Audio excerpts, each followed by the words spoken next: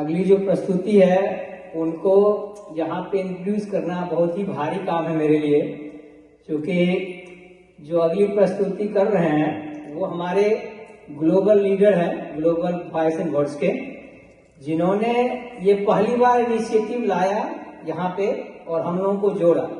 मैं तो हमेशा कृतज्ञ हूँ उनका, क्योंकि उन्होंने जब प्लान किया तो मुझसे शेयर किया, क्योंकि हम लोग बात करते हैं रेगुलर, और मैंने कहा कि बिल्कुल शुरू करिए, ये आपका मतलब आपके दिल में कविता है और कविता को मतलब जीवित रखने के लिए, हमारे कल्चर को जीवित रखने के लिए हिंदी इंग्लिश शुरू ये हुआ था कि सारे तरह के कल्चर के लोग आएंगे, लेकिन हम जानते हैं कि सामाजिक स्थिति ऐसी यहाँ है कि लोग एक तरह जाना चाहते हैं और बहुत बार मतलब मल्टी कल्चरल नहीं हो पाता है, उनके लिए उनका बहुत एफर्ट था। अभी बॉलीवुड तो सारे आ हाँ, लेकिन एफर्ट नहीं हो पाया, ठीक है, जितना भी हो रहा, लेकिन हम सोचते हैं कि अगले साल कैसे इसको और भी इम्प्रूव किया जाए। तो एक महान कवि जो ग्लोबल लीडर है कविता के लिए, उनको इंट्रोड्यूस करना मेरे बस की बात नहीं है, लेकिन मैं अपने छोटे शब्दों में ये बोलूंगा कि he is a pure hearted कवि, जो कि अपने जमीन से लेकर और बॉस्टन के बारे में हर जगह के चीजों को उन्होंने समावेश किया है अलग अलग तरह के प्लेटफॉर्म पे। तो he is a very diversified poet, जो कि मतलब यहाँ अपने हिंदी ग्रुप में जाते हैं, उसके अलावा मतलब यहाँ के जो अमेरिकन कल्चर है उन पे वो मतलब बोलते हैं। उसके अलावा वो मतलब डेना फारोन साइंटिस्ट है, जो कि एक बहुत चैलेंजिंग काम है और उससे टाइम निकाल के इन्होंने अपना मतलब सर जो है इसमें डाला है। और मैं बहुत खुश हूँ कि एक साल इसका जो है ना ग्लोबल वर्सेस वॉइस का बहुत अच्छा चला है, ठीक है, और नेक्स्ट ईयर हम लोग और इसको अच्छे से और नेक्स्ट लेवल पे ले जाएंगे। तो मैं इनवाइट करना चाहूंगा डॉक्टर परमित सिंह को अपनी कविता सुनाने के लिए। Thank you Ajay ji. ये मेरे लिए सम्मान की बात है कि अजय जी जो कि मास्टर से मेरे दोस्त हैं, उन्होंने मुझे इंट्रोड्यूस किया।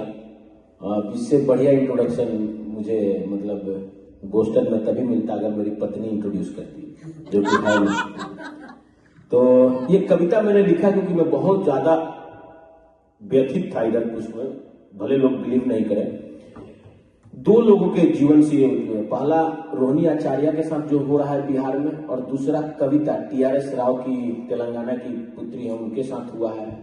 और मेरे घर में एक्चुअली मेरी 4 बहनें हैं, मेरे पिताजी की 2 बहनें हैं, और मेरे दादाजी जब आखिरी समय में थे तो दोनों फुआ लोग आके उनको कितना भी बोलता था, हमारे यहाँ कुछ बोला नहीं जाता है।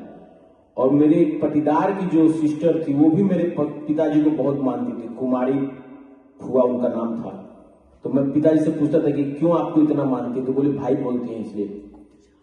तो बिहार का जो कल्चर है उसमें एक कहा गया है कि एक आदमी जो IPS ऑफिसर बनता है, IAS ऑफिसर बनता है, उसके पीछे उसके पिता की मेहनत नहीं, दादी परदादी मम्मी बहन सबका एक सैक्रिफाइस रहता है। तो इस तरह से जब हुआ तो मुझे बहुत दुख हुआ, और चूंकि मैं कुछ कर नहीं सकता हूं, मेरे हाथ में सत्ता तो है नहीं, तो मैं सिर्फ अपनी कलम से ही लिख सकता हूं। और क्योंकि हमारे यहाँ मतलब कि बहनों का रियली बहुत मान है, चाहे वो किसी की भी लड़की हो। गांव में एक परंपरा है कि उस सबकी मैंने किसी की लड़की अपनी लड़की, तो शादी में परवल बांस जो भी जाता है कोई चार्ज नहीं करता है। तो इसलिए बिहार में ऐसा देख के मुझे बहुत दुख हुआ। और जब मैं अपने आप को छपरा का बाबू साहब बोलता हूं तो मुझे लगा कि जब रोहिणी आचार्य छपरा के यहाँ ऐसा हो रहा है तो मैं इस कविता के द्वारा उनको मैसेज देना चाहता हूँ, चाहे जो भी हो, कि वो मेरी बहन ही है। अगर किसी और का द्वार नहीं खुला है तो मेरा द्वार खुला है। तो कविता का टाइटल है बहनों का सम्मान हो। तो बहनों का सम्मान हो, ऐसा हिंदुस्तान हो, बस शब्दों में ही प्यार नहीं, कर्म भी उस अनुसार हो। गोद में खेलाया है, हाथों से खिलाया है, चूम चूम के गालों को जिसने रोते से हंसाया है। आंसू भी निकले तो हम भाइयों के आंख हो। बहनों का सम्मान हो, ऐसा हिंदुस्तान हो, बस शब्दों से ही प्यार नहीं, कर्म भी उस अनुसार हो। पकड़ कर उंगलियों को स्लेट पे लिखना सिखाया है, भारी हमारे बस्तों को जिसने अपने कांधों पे उठाया है। मायके के आंगन पे बस उनका ही अधिकार हो, बहनों का सम्मान हो, ऐसा हिंदुस्तान हो, बस शब्दों से प्यार नहीं कर्म भी उस अनुसार हो। पूर्वज थे एक हमारे जो सब कुछ मिट्टी पे लुटा गए, ये क्या वक्त आ गया है कि हम बहनों को भुलाने लगे। हर तिजोरी ताले की चाबी बस बहनों के ही हाथ हो, बहनों का सम्मान हो, ऐसा एक हिंदुस्तान हो, शब्दों में ही प्यार नहीं कर्म भी उस अनुसार हो। तो हमारे यहाँ चाबी अभी भी या तो माँ रखती है या बहन ही रखती है, मतलब पत्नी को बहुत रेयर केस में मिलता है अगर ज्वाइंट फैमिली है तो मुझे ताजुब हुआ कि पैसों के लिए सत्ता के लिए इस तरह से होना।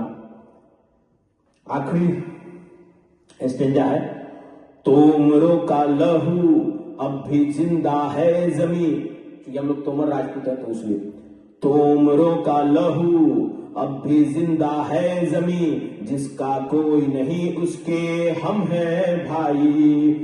बस राखी के ही दिन नहीं साल भर मायके पे बहनों का अधिकार हो, बहनों के कदमों में जन्नत ताज और संसार सब निसार हो, बहनों का सम्मान हो, ऐसा हिंदुस्तान हो, शब्दों से ही प्रेम नहीं कर्म भी उस अनुसार हो, बहनों का सम्मान हो।